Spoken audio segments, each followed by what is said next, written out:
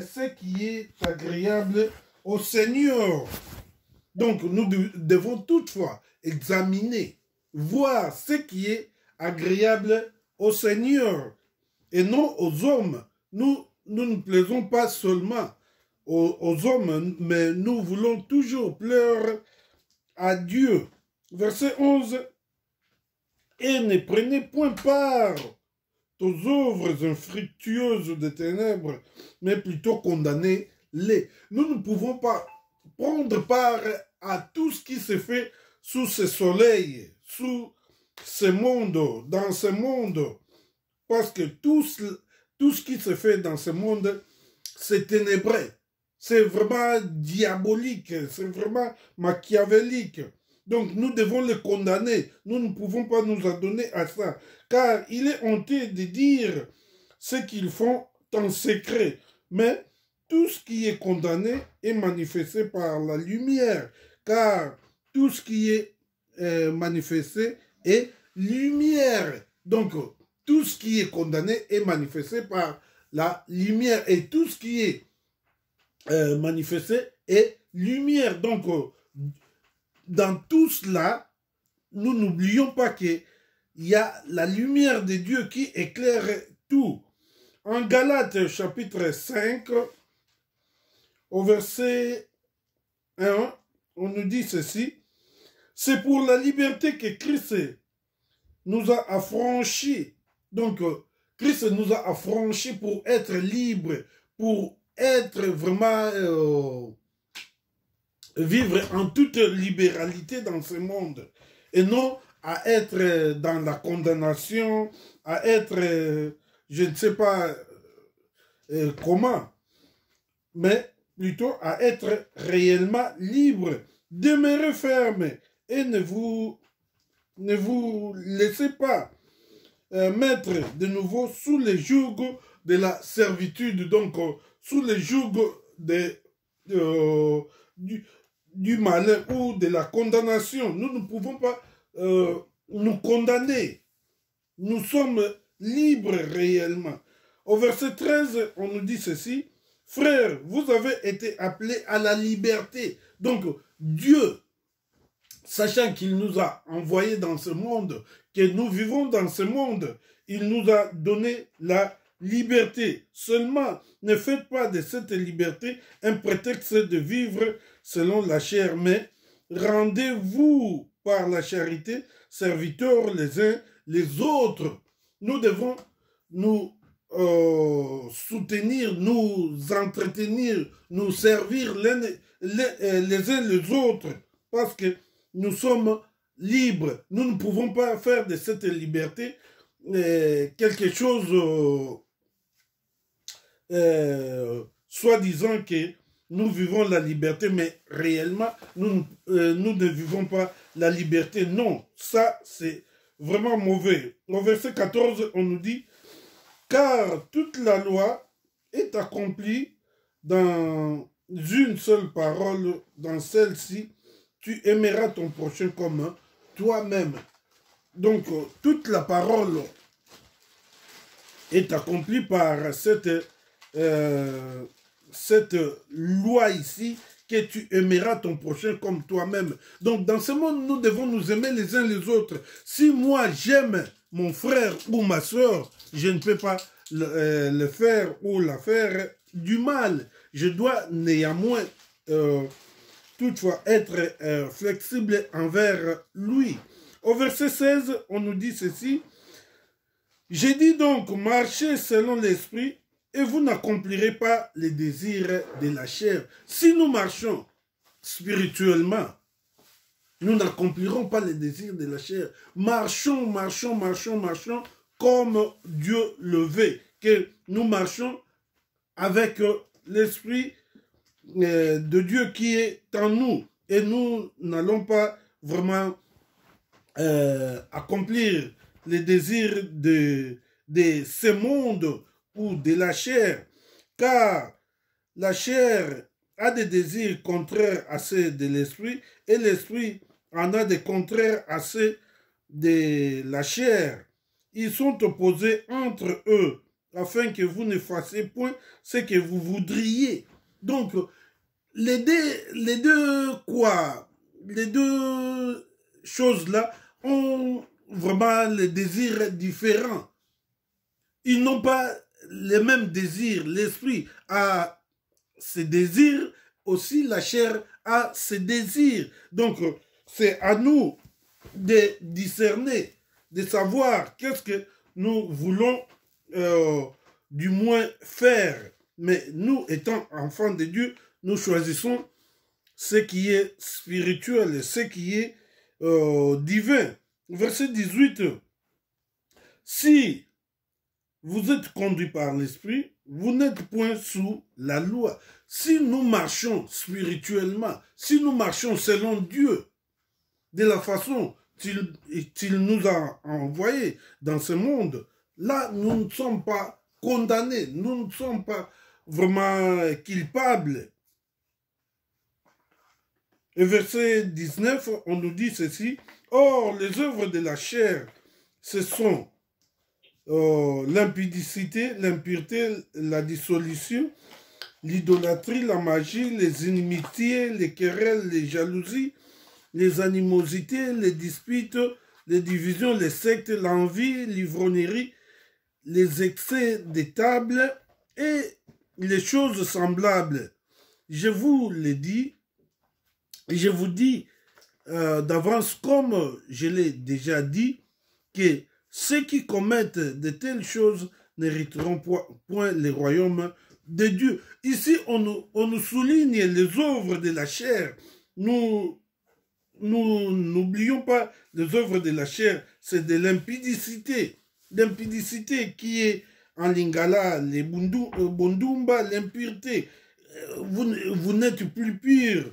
La dissolution, le fait de couper sa communion, l'idolâtrie, le fait d'adorer quelque chose ou de prier d'autres dieux, ça c'est de l'idolâtrie. La magie aussi, c'est vraiment quelque chose que Dieu ne veut pas. Les inimitiés, être indifférent avec les autres, les querelles et les jalousies, être jaloux, les animosités, la colère, les disputes, discuter inutilement, les divisions, être en débandade, se diviser l'un et l'autre, l'envie, l'effet d'envier quelque chose d'un autre, l'ivrognerie, ce que nous voyons communément.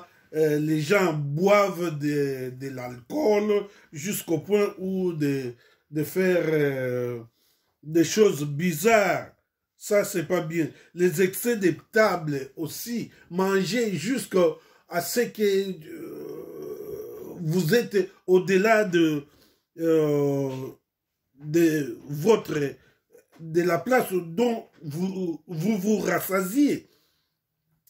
Les choses semblables, donc, et les choses qui sont pareilles avec tout ce que nous venons de voir, je vous dis d'avance, comme je l'ai déjà dit, ceux qui commettent de telles choses n'hériteront point le royaume de Dieu. Donc, nous devons éviter toutes ces choses. Verset 23, mais les fruits de l'esprit, donc, ça c'est l'esprit. Si nous marchons selon l'esprit de Dieu, c'est l'amour. L'amour, nous devons nous aimer les uns les autres. La joie, être dans la joie, la paix, la patience, la bonté, la bénignité, la fidélité, la douceur et la tempérance. La loi n'est pas contre ces choses. Donc, notons que Galates chapitre 5, au verset 23, au verset 22, pardon, on nous donne tout ce qui est fruit de l'esprit. Pendant tout ce temps que nous sommes dans ce monde, nous devons marcher selon l'esprit de Dieu. Nous devons marcher avec tous ces fruits pour pouvoir marcher en harmonie avec notre Père qui est le Dieu vivant. Et puis, on nous dit que la loi n'est pas contre toutes ces choses. Vraiment, la parole de Dieu n'est pas contre ces choses. Ceux qui commettent, verset 24, ceux qui sont à Jésus ont crucifié la chair avec ses passions et ses désirs. Ceux qui marchent vraiment selon Dieu, qui marchent selon sa volonté, ont crucifié tout ce qui est charnel, tout ce qui est de ce monde. Parce que nous n'oublions pas que 1 Jean nous dit que n'aimons point ce monde. N'aimons point ce monde, ni les choses qui sont dans ce monde. Parce que tout ça, c'est de la convoitise de la chair. Le monde passe aussi, toutes ces convoitises passent. Donc, nous devons être vraiment très éveillés parce que toutes ces choses vont passer. Mais celui qui fait la volonté de Dieu, c'est lui-là qui aura vraiment la qualification. Verset 25, si nous vivons par l'esprit, marchons aussi selon l'esprit. Si nous vivons par l'esprit, nous devons marcher aussi selon l'esprit. Marchons, marchons, marchons selon l'esprit de Dieu. Ne marchons pas selon les hommes. Ne marchons pas selon ce monde. Ne marchons pas selon les choses de ces jours tels que Romains chapitre 12. Romains chapitre 12. Romains chapitre 12 nous dit,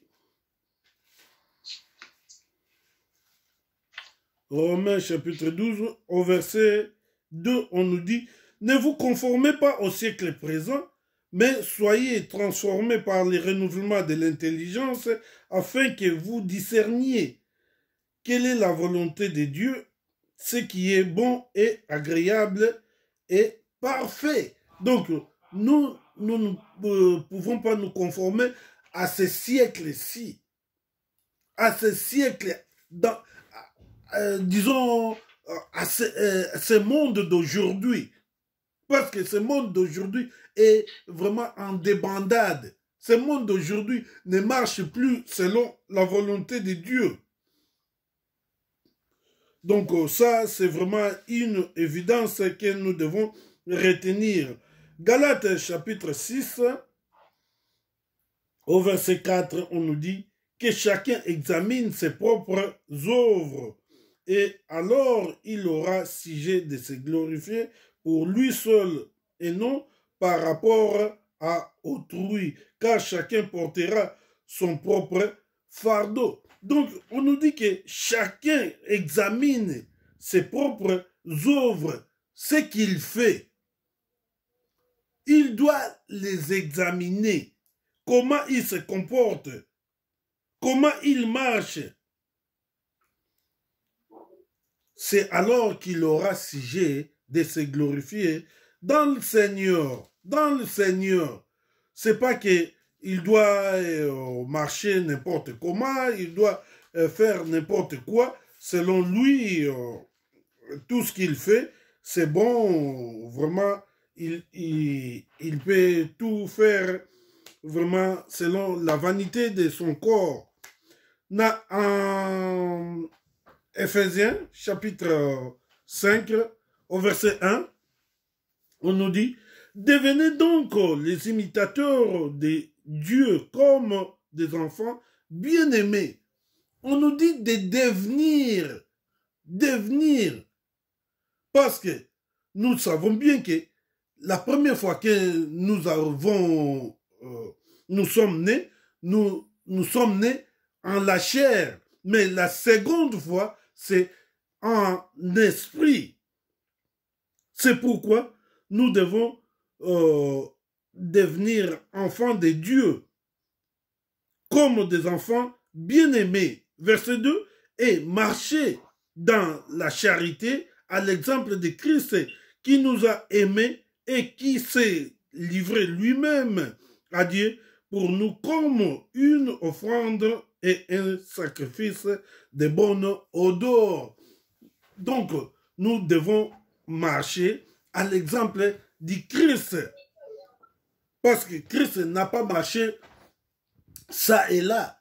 Christ n'a pas marché selon la vanité de son corps. Il a marché toujours selon la volonté de Dieu. Donc, lui qui s'est donné à Dieu comme une offrande et un sacrifice de bonne odeur, c'est lui qui est notre modèle à suivre. Verset 3. Que l'impudicité, qu'aucune espèce d'impureté et que la cupidité ne soit pas comme même nommée parmi vous, ainsi qu'il convient à des saints. On nous dit ceci que l'impudicité, l'impureté, toutes ces choses ne soient pas nommées parmi nous. Nous ne devons pas nous laisser attirer aux choses de ce monde, aux choses qui ne bénissent pas Dieu. Nous devons plutôt nous efforcer à bénir notre Dieu. Qu'on n'entende ni paroles déshonnêtes, ni propos insensés, ni plaisanteries, choses qui sont contraires à la bienséance, qu'on entende plutôt des actions de grâce, car sachez-les bien qu'aucun impudique ou impur ou cupide, c'est-à-dire idolâtre, n'a d'héritage dans le royaume de Christ et de Dieu. Ici, nous voyons vraiment comment la parole de Dieu nous parle à propos de l'impudicité, à propos de toutes ces choses qui ne sont pas en harmonie avec Dieu.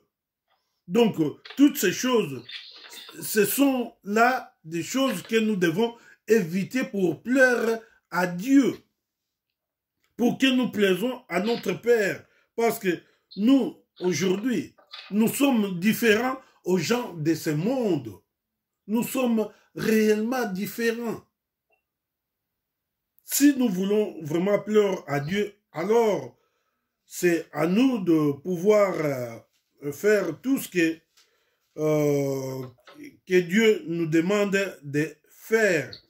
En Philippiens chapitre 3, au verset 15 jusqu'au verset 18, on nous dit ceci. Nous tous donc qui sommes parfaits, ayons cette même pensée. Nous devons avoir la même pensée. Nous qui sommes parfaits devant Dieu, nous nous efforçons à lui plaire. Et si vous êtes en quelque point d'un autre avis, Dieu vous éclairera aussi là-dessus. Si nous avons un autre point de vue, Dieu va nous éclairer parce que c'est à lui que nous nous confions. Verset 16. Seulement, au point où nous sommes parvenus, marchons de même pas. Nous devons marcher de même pas. Nous devons marcher de même pas. Marchons en harmonie avec la parole de Dieu. Si nous voulons plaire à Dieu, nous devons marcher selon la parole de Dieu et non selon ce monde. Parce que ce monde est vraiment délabré. Verset 17. Soyez tous mes imitateurs, frères, et portez les regards sur ceux qui marchent selon les modèles que vous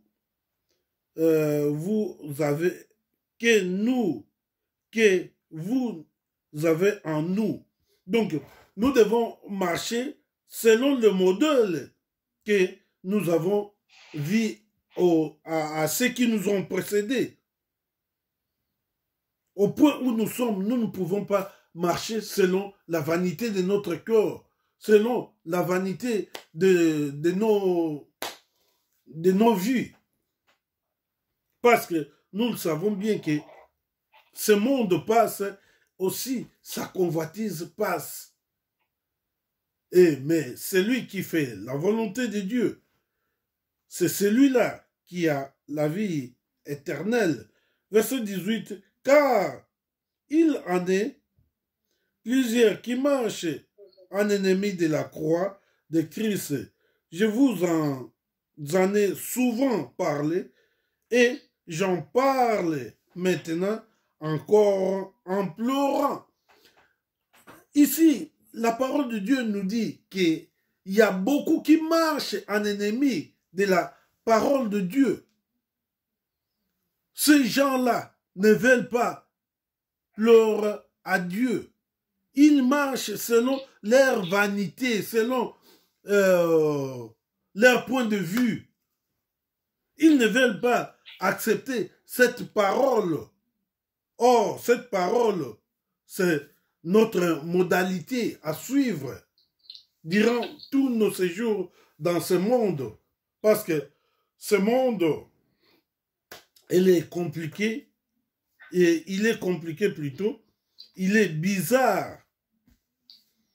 Vraiment, nous devons faire un effort afin de pouvoir marcher selon Dieu. En Romains chapitre 13, Romains chapitre 13, au verset 12 jusqu'au verset 14, on nous dit, « La nuit est avancée, les jours approchent.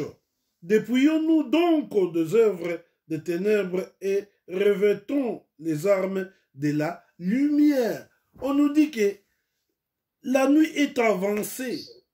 La nuit est avancée. Nous devons nous dépouiller de toutes les œuvres des ténèbres. Nous ne pouvons pas être amis des ténèbres, amis de l'adversaire. Non, nous sommes ennemis.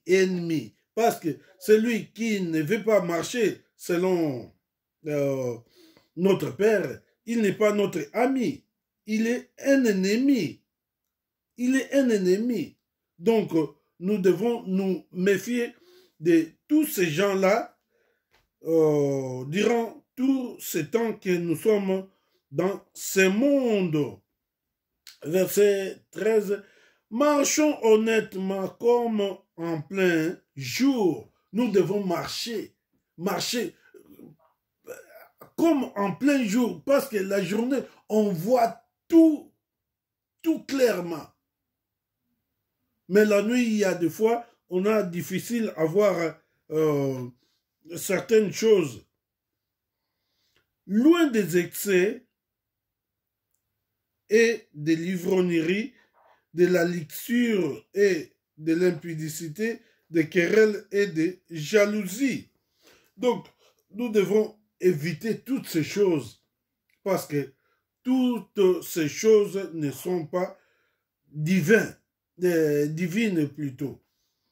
Donc, c'est pas de la volonté de Dieu. L'ivrognerie, la luxure, l'impudicité, les querelles, les jalousies, tout ça, ça n'arrange pas. Étant enfant de Dieu, ça ne bénit aucune personne. Verset 14, mais revêtez-vous du Seigneur Jésus et n'ayez pas soin de la chair pour en satisfaire les convoitises. Nous ne pouvons pas prendre soin de la chair pour pouvoir satisfaire la convoitise. Nous devons toujours être vraiment très éveillés, et puis nous verrons que vraiment les choses vont marcher bon train, vont marcher tel que Dieu les veut. Au verset 1 de Romains chapitre 12, on nous dit ceci, Je vous exhorte donc, frères, par les compassions de Dieu, à offrir vos corps comme des sacrifices vivants, saints, agréables à Dieu, ce qui sera de votre part un culte raisonnable. Nous devons nous confier à Dieu. Nous devons offrir nos corps comme des sacrifices vivants, saints, agréables à Dieu. Non pas pour pleurer aux hommes, mais pour pleurer à Dieu. Si aujourd'hui, moi, je plais à mon Dieu, peu importe ce que les gens peuvent dire de moi, peu importe ce que les gens peuvent faire de moi, parce que je sais que c'est Dieu, c'est Dieu, c'est Dieu. Je vous donne un exemple. La fois passée, j'avais suivi un pasteur qui, lui, était du côté de Yémen comme ça. Et il prêchait la parole et ils l'ont tendu un piège. Et puis pour le tuer, et ils l'ont amené quelque part pour le tuer. Mais enfin, le Dieu que nous prions, Dieu a intervenu. Et on ne l'a même pas tué. On ne l'a même pas tué. Parce que, du moins, Dieu savait que celui-là fait mon travail. Celui-là marche selon tout ce que j'ai dit dans ma parole. Et ma parole reste ma volonté. Nous aussi, si réellement nous suivons vraiment ce qui est la parole de Dieu, nous verrons vraiment toutes ces choses s'accomplir dans notre vie et vraiment nous sortirons toujours super vainqueurs. Pour terminer, nous allons lire 1 Jean chapitre 2, le verset que je vous ai toujours parlé. 1 Jean chapitre 2, au verset 15, nous commençons au verset 14. Je vous ai écrit, Père, parce que vous avez connu celui qui est dès le commencement. Donc, ici, Dieu nous dit que je vous ai écrit, Père, parce que vous avez connu celui qui a été dès le commencement. Celui qui a été dès le commencement, c'est Dieu. Je vous ai écrit, jeunes gens, parce que vous êtes forts et que la parole de Dieu demeure en vous et que vous avez vaincu les malins. Nous avons vaincu les malins, l'adversaire, les diables, notre ennemi, les serpents anciens. Verset 15. N'aimez point le monde, ni les choses qui sont dans le monde. Si quelqu'un aime le monde, l'amour du Père n'est point en lui. Celui qui aime le monde, l'amour du Père n'est point en lui. Nous, aujourd'hui, nous ne devons pas aimer le monde, nous devons plutôt aimer Dieu, aimer les choses de Dieu, aimer à nous confier à Dieu. Verset 16, car tout ce qui est dans le monde, la convoitise de la chair, la convoitise des yeux et l'orgueil de la vie ne vient point du Père, mais vient du monde. Tout ce qui est dans le monde, tout ce qui est dans le monde, quoi que ce soit, c'est la convoitise de la chair.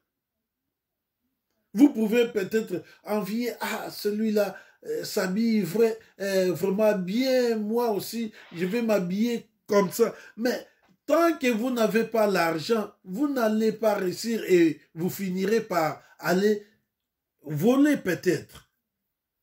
Tout ça, c'est pas bien d'envier, c'est pas bien.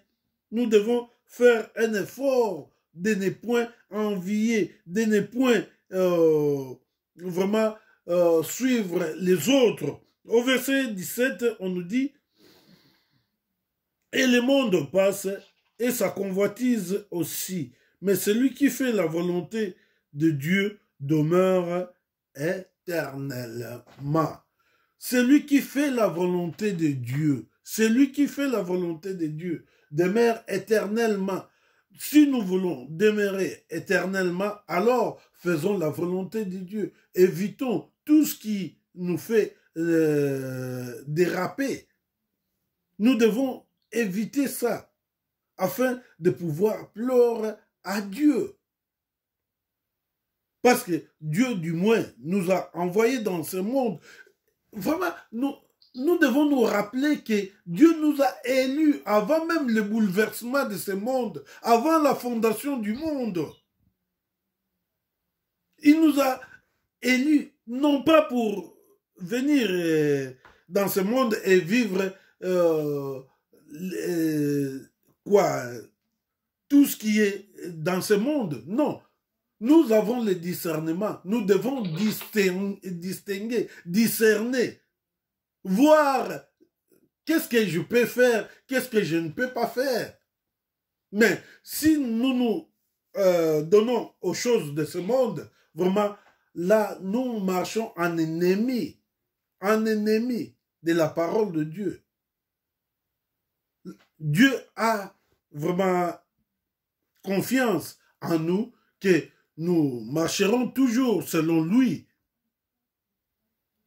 Et vraiment, cela fera que nous puissions lui plaire. Bien-aimés de Dieu, la parole de Dieu est vraiment merveilleuse. Nous, étant enfants de Dieu dans ce monde, nous sommes là pour éclairer ce monde. Nous sommes là pour, du moins, ramener les gens dans la parole de Dieu et confondre l'ennemi, confondre toutes ses œuvres. Et nous sortirons toujours super vainqueurs dans tout ce que nous ferons. Et Dieu, en ce moment-là, il sera vraiment très content de nous. Que Dieu nous bénisse. Nous sommes arrivés à la fin de notre enseignement du jour. Que Dieu vous bénisse.